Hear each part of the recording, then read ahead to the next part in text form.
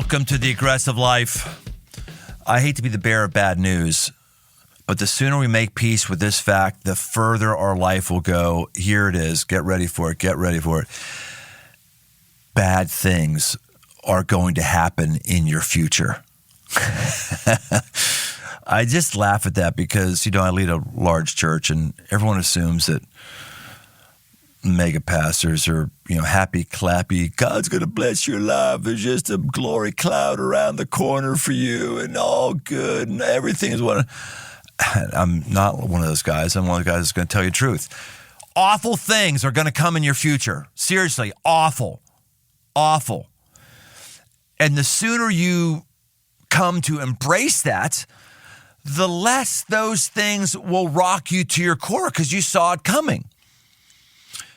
All of us are going to grieve eventually. All of us will, and all of us have probably already had grief. People are going to get sick. Plans are going to go sideways. Loved ones at some point will die. One day you're going to die. And instead of hiding our heads in the sand and sticking our fingers in our ears like Pollyanna and going, la, la, la, I don't want to hear it. Some of you have already turned off the podcast. Fine, you're freaking weedy boy and girl. Aggressive life is not for you. Go away. The rest of us, meanwhile, we want to be prepared for when the hits come, and they're going to come. A few months back, I was a guest on a podcast called Surviving Grief. And as you can guess, it's all about helping listeners make it through and process the hardest days of their life. And the host asked me to discuss what's probably the hardest questions we ask when bad things happen. That is why? Why did this happen? So whether you're facing some grief of your own right now or not, you will at some point. My hope is to help you out, whether in your grief right now or your grief in the future. If you're facing grief of some kind, be sure to check out Surviving Grief wherever you listen to podcasts. Let's go to it.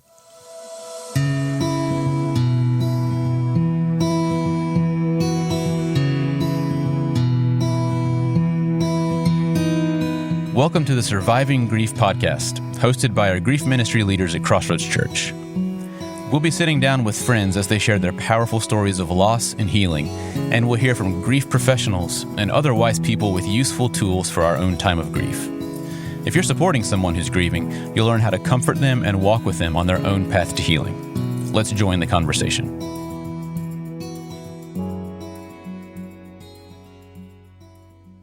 It's always really difficult to answer a why question in the midst of pain, because when we're in pain from losing a loved one, we're bruised, we're grief-stricken, we're bleeding, if not physically bleeding, emotionally bleeding. But in that situation, someone normally wants some framework for why this is the way it is. And I always hesitate to give an answer because it just sounds so academic in the midst of the intense feelings that we're going through. So sometimes this helps, sometimes it doesn't, but whether it helps or not, this is the truth as I believe it. And the truth will have its proper healing effect in the right time. We've got to go all the way back and recognize that part of the blessing of being human is that we have choices, true choices. Now, all of the animal kingdom, to one degree or another, has a choice. I hunt. That deer has a choice whether or not it's going to come to the corn or not come to the corn that day. It has a choice. But deer are also governed by a much more rudimentary animalistic urge than we are. They're not exercising free choice as to what their hobby's going to be. They're not even really exercising that much free choice as to who they're going to have sex with or be bonded with. They don't have mates. Who they get bonded with is the doe gets bonded with whatever buck wins in the showdown that happened the next field over. There's just not that sort of choice. Men and women are created in the image of God. Entities, animals, are not created in the image of God. We have capacities that animals don't. Of all the things that I've hunted, and I'm not trying to push the buttons of vegans here at all, just saying that I respect your conviction. All the things I've hunted, I've never seen grieving with any animal that's lost a friend, I've never seen grieving with any doe that went down when the mama doe was nearby. I've just never seen it.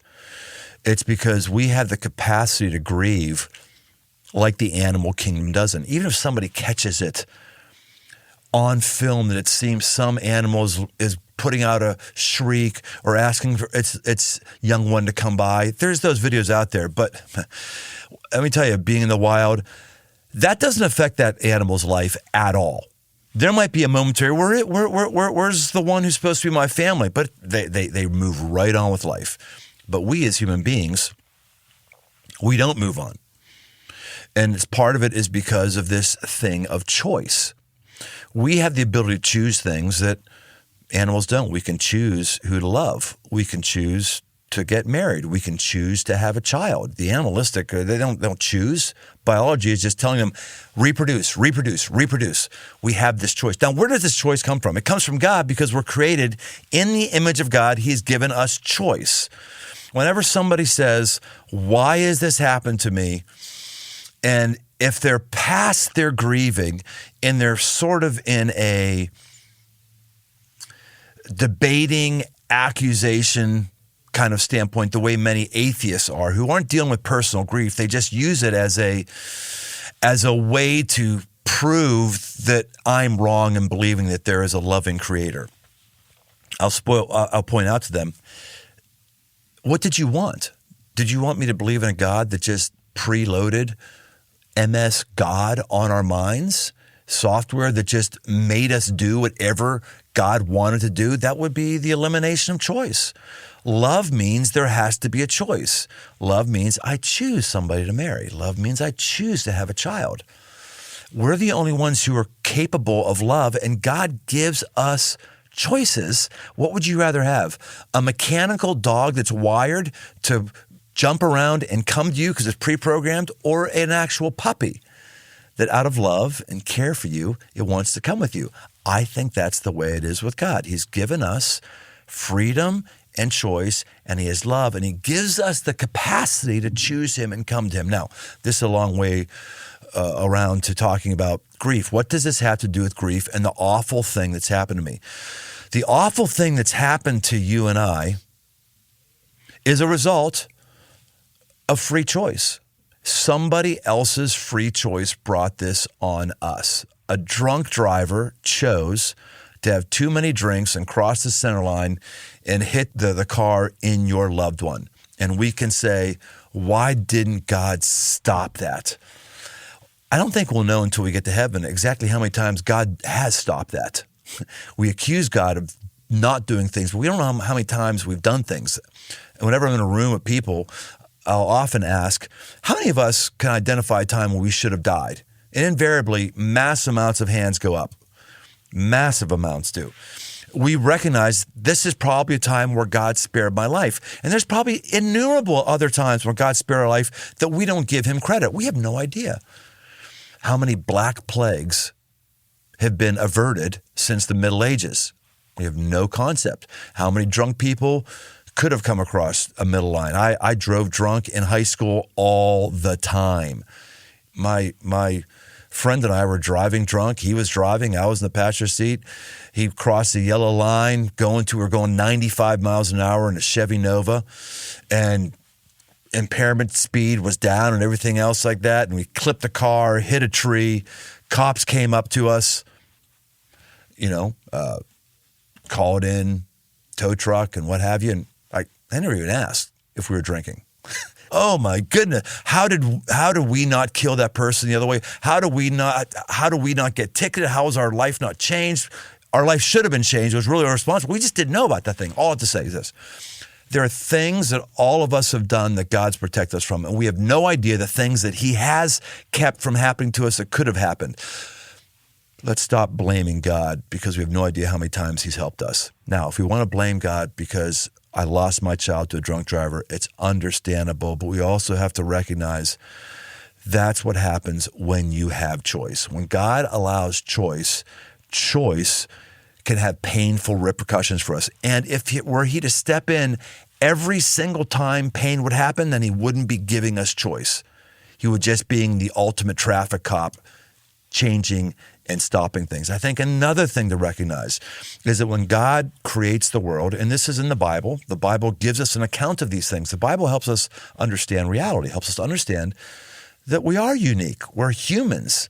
We're not animals. We're created in the image of God. We have the ability to innovate, to think of computer chips, to figure out everything from how to go down to the bottom of the ocean to how to fly. Even though we don't have fins and even though we don't have feathers, we can do these things because we're created in the image of God. We have creative capacities that no other entity has. When God puts us with these creative capacities onto the earth, as the Bible tells us, the world is created perfect. In the Genesis account, at the end of every day, God looks at it and God says, it was good. It was good. It was good, because it's full, it's complete.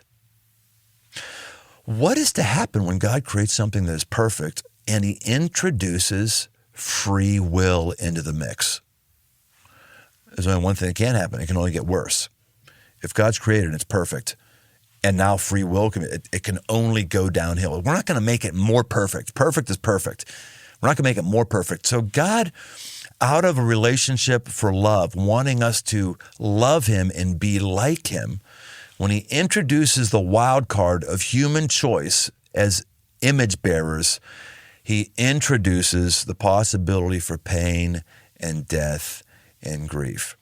So I think whenever we're ready for it, whenever we're ready to ask these questions and hear these sort of static theological answers in the midst of our pain, at some point we have to at least ask ourselves, would I rather have no choice and no love, or would I rather have my loved one still alive? Because that's the only way my loved one is still alive, if there's no choice and no love.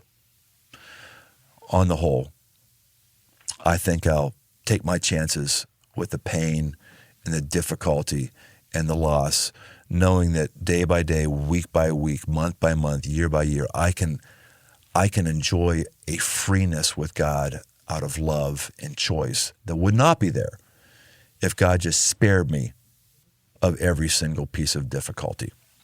Brian, for the people who do enter into grief with an existing faith and a relationship with God, one of the key questions that comes up time and time again is, I had faith. I prayed. The Bible tells me to pray for healing, to do these things. He didn't intercede. And then I know somebody else, he healed that person. Why not me? And there's this root of bitterness that really takes place, that he healed someone else. Why not my loved one? Why didn't he protect my child, or whatever the loss is? How would you encourage that person? Boy, there's a number of deep concepts here. And when these answers, by the way, they're not your standard pop answers. And that's part of why we have our standard difficult understandings of our situation, because many of us have only been bred in the standard pop answer. One of them is, well, if you pray and you have a prayer life, and God will answer and hear your prayer. He will answer. He will hear your prayer. And many times the answer is no. There is such a thing as a miracle. I personally had a part in a number of miracles. Miracles are when the normal things are superseded and God intervenes. It's amazing when it happens, and it's rare. That's why it's called a miracle. But in the Christian faith, we tend to just talk about those things all of the time, and it creates a sense of expectancy that, okay, I'm covered, so that should be happening for me too. No, it won't necessarily happen for you too. And then you complicate it further, is we all feel in many ways like orphan children, that God's holding out on us, that God's not fair. And so then when somebody else we know gets a miracle, gets a healing, and we don't, we immediately have to do one of two things. God's not good. God doesn't care about me, or he doesn't exist at all. We have to slam God, or we slam ourselves. I'm a loser. I guess God doesn't care about me enough to heal me. That's one thing that we don't talk about. The second thing is, I don't think that we exalt enough in Bible-believing Christian communities that suffering is part of the deal we get into. Jesus says, take up your cross and follow me. He's saying, get ready to suffer. God saw his son die before his very eyes. The Father suffered. When you've lost a child, God goes, yeah, I know what that's like. All the disciples, except for John, died a premature, painful death of execution. They all saw their friends die. And they didn't have struggles in faith of why didn't God step in? Why did this happen? Because God was clear. You're going to pick up your cross and tough stuff's going to happen. And I'm just saying more and more to current followers of Christ, we've got to reclaim a theology of suffering. It's part of what we do. And when I see someone who abandons the faith, it always is because they don't like their life. And that could be they thought that if they did these things, they'd have more money. They thought they did these things, they'd be married, or they thought they did these things or thought the right things. Pain and loss would come their way. And I just feel bad for them because somewhere along the line, somebody in a position of leadership, or they themselves chose a leader that would tell them what they wanted to hear, which is everything's going to be fine if you believe in God. And that's just a lie. Philippians 1:29, unto you it has been granted to suffer. Granted? It's like it's a gift. Are you kidding me? Those of us who've gone through significant, serious loss, years later, we can come to understand that verse because we see we're deeper with God. We're fortified. We're forged in a way that the person who's lived in Pollyanna land is not. Yeah, it's easy to say that you have this rich faith, but it is that suffering and that testing that really peels back the layers of Correct. What is this faith even made Correct. of? After I lost my sister, there was so much crying out to God that I got to a basement to my faith of either you're real or you're not, but I can't do this on my own. And so for you, when you look at the loss that you've experienced either from a peripheral or personally, have you had those kind of basement moments where you are on your knees, you have nothing left in that the pain is so acute from that grieving? Boy, this is really good fleshing out that question. I want to make sure I'm clear that if you're in the basement and if you're asking those questions and if you're doubting your faith and if you're crying out to God and if you're mad about God, all that's healthy, actually. That's fine. I'm merely talking about why you would just cash in and leave. You cash in and leave, well, what do you have? You're just admitting that there isn't an entity who has your back in any situation. And you're also kind of saying in the end, God, it was really about I'm in it for myself. And I thought we had a bargain. You didn't do what I wanted for me. And it really was all about me. But there's a process to go through. And I think if we're in that process, I think that's really necessary and helpful. When you are at the bottom and you're not sure if you're going to give it up or not, I think that is the time to do an inventory of all the things that God has done for you, all the ways that he has blessed you, all the way that things have turned out for you. And while this situation may be awful, and maybe in the moment more awful than all the other things added up, but still at least to see the perspective of where God is. One of the worst things I ever experienced, death right before me, death before my eyes. I'm very, very thankful that to this point, this is not a topic that's hit close to my nuclear family. Very thankful for that. I've got both sets of parents and parent-in-laws still. Lib went through a stroke that I thought was going to change both of our lives forever, but it was one of those miracles. Saw that. I've got 3 kids who've never been seriously ill. I got 5 grandkids who've never, one I actually thought we might lose recently. It was like, oh, geez, this is like at birth. It was like, oh my gosh, this is not good, Came through it. Everything looks fine. But I'm admitting that I'm thankful that I've not had to face this with my most innermost nuclear family. But I've stared death in the face a number of times. One of the more painful times was when Carrie, during our awaited Christmas production, when she fell to her death on opening night of that Christmas production. I mean, here you are. It's Christmas. You're supposed to be happy. It's supposed to be joyful. And here's a young woman in the prime of her life. She's, 20, 21, something like that. And she's serving as a magi in her church, doing something she loved, which is ropes courses, basically. She's tethered to the ceiling, and she's flying around as one of the magi, and rope lets go, the carabiner lets go, falls to her death in the middle of the room, and everybody sees it. And it's horrific. And I'm told by her parents, we can't get down there for a while. We need you to be in that hospital room with our daughter. We would not want her dying with a bunch of lifeless machines. I said, because up to that point I was thinking, wait a minute, why am I here at the hospital? Am I here as a pastor who's pastoring somebody who's in pain? Am I here as a CEO of an organization knowing I need to be present? And this, am I here as what am I? And when they said, we need you to go in there and be her father. I was like, okay, got it.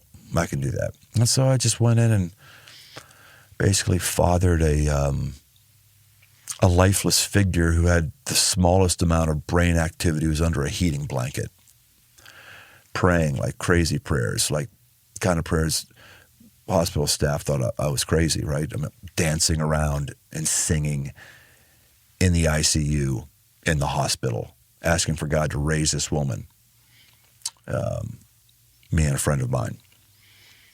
And God didn't.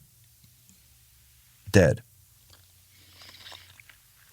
I had to remind myself in the midst of that things that I knew. You know, we know certain things, but it's the process of reminding yourself of those things that you know that really helps your faith, you know. I had to remind myself, okay, hold on. It's not about this world. It's about eternity. And this is a blink of an eye for Carrie. And she was helping people get to her eternity. Okay, remind me. And I go, hold. It's not about this life. It's about the whole life. And Carrie actually died a dream death.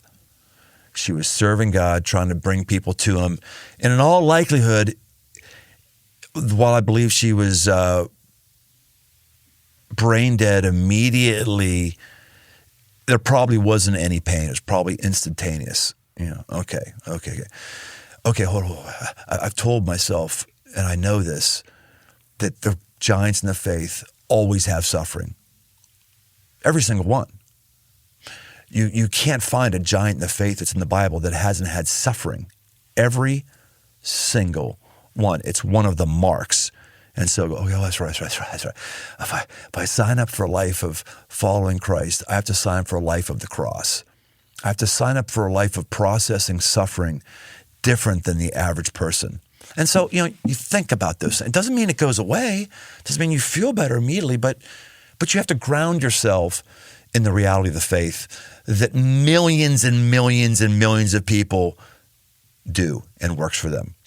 I interact with people who are literally killed for their faith in other parts of the country. They don't, or have awful health care, and have people who just die when they shouldn't have died. They don't have good water. They don't make it a thing that's God's fault. It's part of the faith journey. I think we'd be well to take a lesson from them. And that perspective shift also in the fullness of time, how God doesn't cause these things and yet he will redeem that pain. And so I appreciate you sharing about Carrie. And so you talk about as time marches forward, because it always does. Always does. What did that redemption story look like? Because for some people, those legacies carry far and wide, more so than it ever did when they were alive. And then for other people, it's their story of loss impacts one person, and there is a faith seed that grows because of it. And both are vitally important. So for Carrie, in your life, kind of as time moved on and we transformed through that grief process, what did that look like for you, just the redemption piece? Yeah, well, Corinthians tells us that God meets us in our suffering, our pain, so that we can meet others. So God never wastes anything. And one of the things that happens is you become qualified to help somebody else in their time of pain and their time of suffering. How did it redeem with Carrie? I think if you asked her family, I don't know if they would have an answer to that. I think it always hurt. Her mother just recently died at Christmas. Like, I feel so bad for her dad, who I've been in touch with off and on. Like, my gosh, Christmas just awful for that man. Loses his daughter, loses his wife at Christmas. How does God redeem it? If we're talking about the word redeem, like make me feel good about it, there's some things I don't know that we're ever going to feel good about. But redeeming it, meaning God never wastes anything, never wastes it as in he forms our spiritual character in a way that we wouldn't have before. That's a redemption. Redemption is he uses us to be able to help somebody else in a way that, like me, I couldn't help somebody in some ways if I haven't lost a child, but if you've lost a child, you can do that. I also think, and this is where I think as Christians, we're really woefully under-resourced as it relates to doctrine, just good old-fashioned doctrine and theology. You're going to see your child or your loved one again. You are. The most popular podcast I've ever done by far was John Burke, who's the leading authority on near-death experiences. 2,000 people he's personally interviewed who have died, had an encounter at the gates of heaven and an in-between experience, and saw loved ones and interact with loved ones and then came back. 2,000. They're very, very consistent. I can't emphasize enough when someone's going through pain, I just say, just listen to this. I mean, Matthew McConaughey was on my podcast. They asked to be on my podcast, and he was, of course, Matthew McConaughey was on your podcast. Yes, be on my podcast. Of course, that shot to number one. John, his topic, he overcame Matthew McConaughey in like a few short months because all of us have this pain and we remind ourselves, oh, I'm going to see my loved one again. And I think we've got to recognize that this life is going to be, it's going to be over like that. Boom. And it sucks that it's as painful as it is right now, but hope's coming. The Bible talks about this in Hebrews. It says, therefore, since we are surrounded by such a great cloud of witnesses, let us throw off the weight that so heavily encumbers us. And one of those weights, I think, is holding on to our anger and grief of what happened to us that shouldn't have happened to us. You're right. It shouldn't have happened to you if the world was the way it was and it wasn't infected with sin. But when sin infected the world, it could only go downward. So let's throw off that bitterness that's there, and let's remember right now, there is a cloud of witnesses in heaven. Right now, your loved ones who got redeemed through the grace of Jesus, they're aware of what you're going through right now, and you will be with them again. That's an incredible comfort. Amen.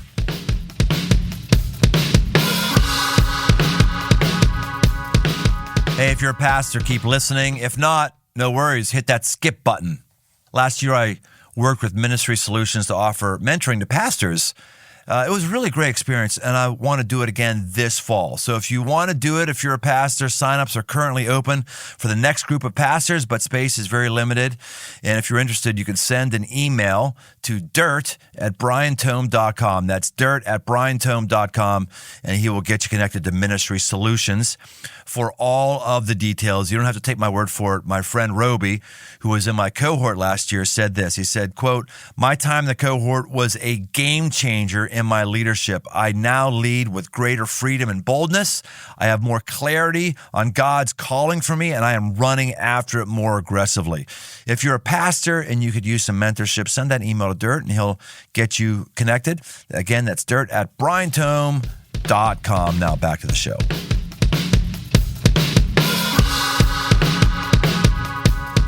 Flying K Ranch. Today's episode is brought to you by them because I believe they're producing some of the most mouth-watering, healthy burgers, steaks, roasts I've ever had. They're in Findlay, Ohio. Flying K raises their beef with no hormones or antibiotics, so you know you're getting the most natural product. It's a family business partnering with state and national certification boards to ensure both cattle and customers are happy. You can find out more, place your orders at FlyingKRanchAngus.com. That's FlyingKRanchAngus.com. I'm liking it a lot.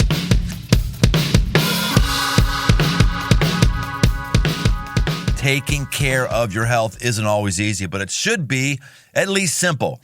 That's why for the last 2 years, I've been drinking AG1 every day, no exceptions, at home, on a hunting trip, camping off my motorcycle, no exceptions. It's just one scoop mixed in water once a day, every day, and it makes me feel ready to get moving. That's because each serving of AG1 delivers my daily dose of vitamins, minerals, pre- and probiotics, and more. It's a powerful, healthy habit that's also powerfully simple. I like to have it in the morning. I have a 12 ounce of water, so right off the bat, I'm helping my hydration every single morning. This is the one product, if I had to recommend one, I'd recommend this one to elevate your health. It's AG1, and that's why I partnered with them for 2 years. So if you want to take ownership of your health, start with AG1. Try AG1 and get a free 1 year supply of vitamin D3 plus K2 and 5 free AG1 travel packs with your first purchase. Go to drinkag1.com/aggressivelife. That's drinkag1.com/aggressivelife. Get yourself some.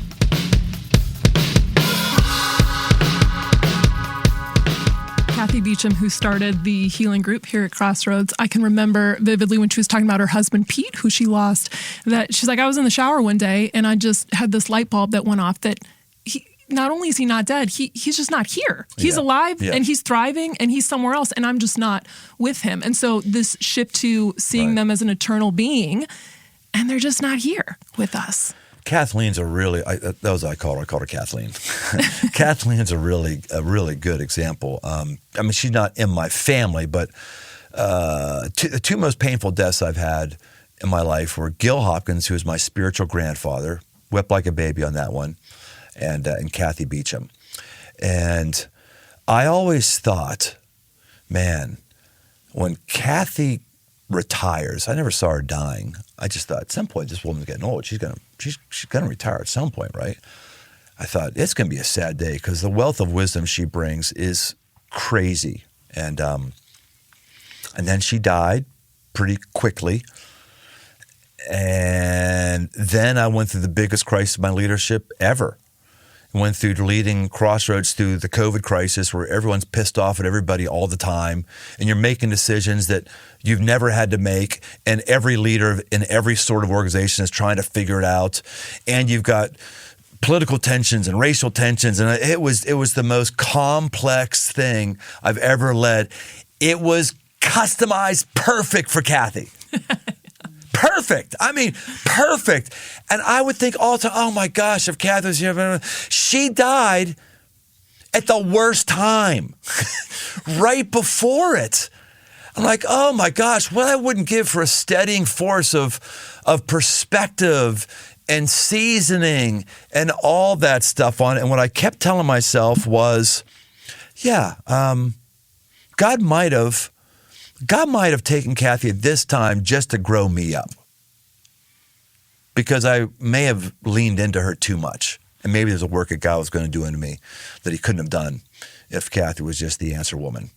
And there is a growth, the kind of growth that comes through grief in all of us. And we hate it and it sucks. I'm not telling us to be Pollyanna and just make it be good, but just one of the tools you have at awareness is recognizing if you come through this, you're going to be a stronger, better, more mature, more complete version of Jesus than if you just had a vacation on the beach. Yeah, and that strength is a choice. So many people, when they are faced with the immenseness of grief, you're going to process one way or another. And so some people choose to face it head on. I'm going to endure well. I'm going to grieve my loved one well because they deserve that. And then other people get stuck in this identity of loss. I'm the person who experienced extreme loss. I'm that person now. And so tell me a little bit about how you would nudge that person in taking the first steps of enduring. Because what can happen is, we've seen it time and again of people getting stuck there for 10 years. And every day is like that first day. Right. And that it becomes a waste of a life. It becomes a waste of a purpose. And what a hard way to live, those chains of just loss. Yeah, I'll go back to my story and give two examples of that. This all comes down to the Bible. The church offers a service that nobody else offers. and I don't mean Crossroads, I just mean vibrant followers of Christ. We offer a service of connection that isn't involved in any place else in our culture. We offer a service of impact in the world that's hard to find. We also offer service of eternal perspective and grounding and rootedness that the rest of the world really can't offer. My first massive loss was a house fire where we lost everything we owned with no renter's insurance, and we got out just in the nick of time with our kids' lives and our lives. And we lost our dog. Our dog woke us up and then he died. Horrible, right? Crying, awful. And the first thing I did, I called my, I'll make a short story. We went and lived with my in-laws that night. And the first thing I did, got up in the morning after about 3 hours of sleep, had my time with God, and open up the Psalms and read the Psalms, because a high percentage of the Psalms are known as laments. I sat in it and went through it and just lived in it. And it's a gift in the Bible. It's why there's a whole book called Lamentations. This is part of our faith. Let's go through the journey and let's embrace it. Let's feel. Let's actually feel. And so I did that, and I grieved, and I wept before God, and I did all that. And so I would encourage people, go through that and do that. And then the other one was what I just mentioned with Carrie when she died. We had a grief service. And I said, I need to grieve. This is not good. And probably the whole church needs to grieve. So what does the Bible say? The Bible talks about tearing of your clothes. That's a regular thing. Tearing of clothes, putting ashes on you, all this stuff. And so we had a grieving service. And through the years, we had given out T-shirts for Go Trips, T-shirts for volunteers. And we got like closets of old T-shirts that we're not using anymore. So I instructed, hey, let's bring out all the T-shirts we have. Let's lay them up on the stage and let's emote. Let's have a night of just emoting and give people the ability to put on a shirt and rip it and tear it. And I then had like dozens of people say to me, wow, I lost somebody 20 years ago and I've just now started to heal because I realized I never grieved. And this is the thing with spiritual formation. Someone says, well, I've been a Christian for 20 years. The truth be told, you've been a Christian for 1 year 20 times. There's lessons God wanted in your first year. You said, no, I'm not going to do that. I don't want to do it, whatever it is. Spiritual maturity is when you pass tests and trials that God gives you, and then he gives you another trial and another test. That's what the book of James says. Trials, tests, and tribulations. And it was really cool to see people actually move because they grieve. So that's why I love the ministry we have going on here and people who are grieving. Actually listening to this right now. You're still listening 40 minutes in or whatever it is. It shows that you're engaged. This is going to be difficult. Sometimes you're going around in circles. It's also not a linear process. It's the old illustration of going up a mountain. When you go up a mountain, you cut back and forth, but you're still going higher, but you're cutting back and forth. It's not a straight line. So just keep processing, keep going, keep talking to God, keep talking to others, keep getting information when you can get it, keep venting, all this. And you'll feel like sometimes you're going in circles, but next you're going in circles, probably going up higher the mountain until you get to the peak. And that must have been so healing for so many people to be able to see you in the rawness of grief, because it is such an individual experience. We all grieve very differently.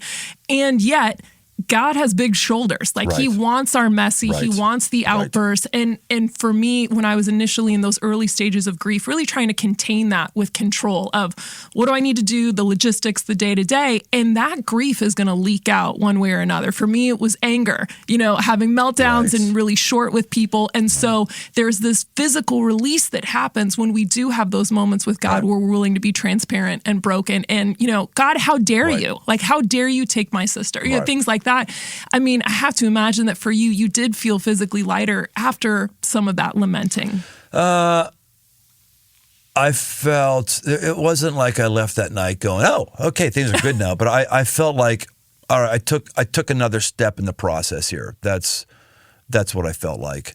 And I knew enough about the process that was important to me. And then, of course, when I saw the next day, the text and the emails came in from people who were thankful, I thought, oh, okay. Yeah, God doesn't waste anything. So maybe he needed to break me. Shoot, I don't know. Would he allow a woman to fall to her death just so he could get hundreds of other people to heal up and heal themselves up? I don't know. Maybe. Who knows? Yeah. Well, Brian, I so appreciate your time. I'm going to give you a final question that we always ask people. Jesus. Yeah, that's always the trump card. Got it. Yep. Yeah, it's always the answer. Grief, I think, is so often talked about in a really clinical standpoint, even from a church standpoint of, just trusting God and it's going to get better. And it's not that messy piece. And so we always ask people, what does good grief look like? Yeah.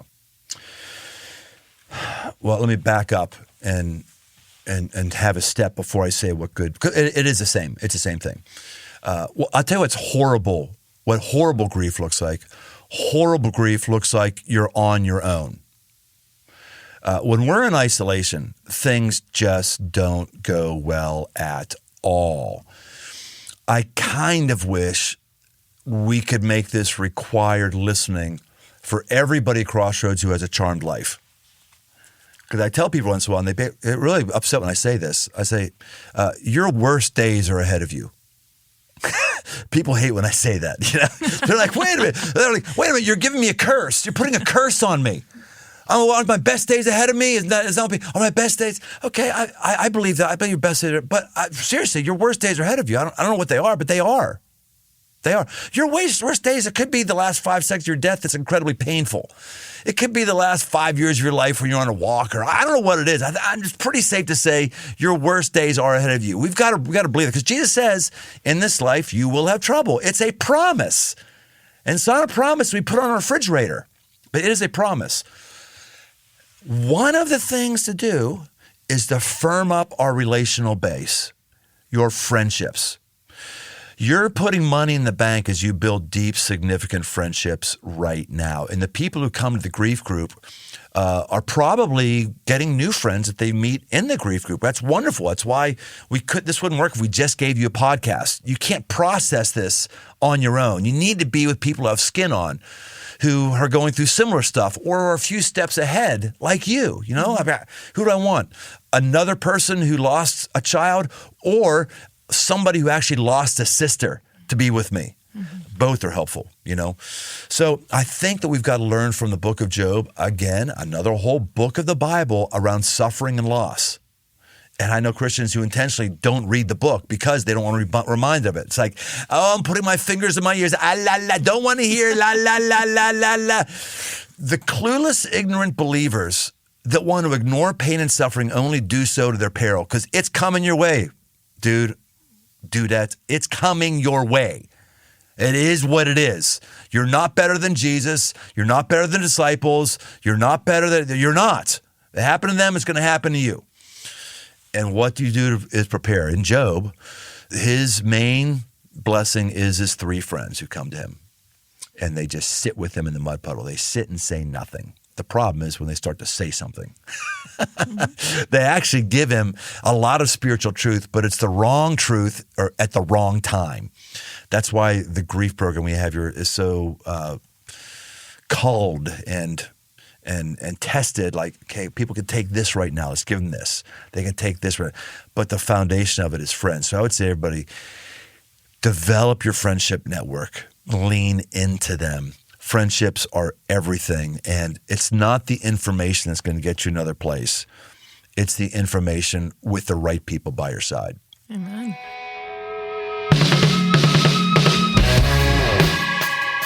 Thanks for joining us on this journey toward aggressive living. Find more resources, articles, past episodes, and live events over at briantome.com. My new books, repackaged edition of the 5 Marks of a Man, and a brand new 5 Marks of a Man tactical guide are open right now on Amazon.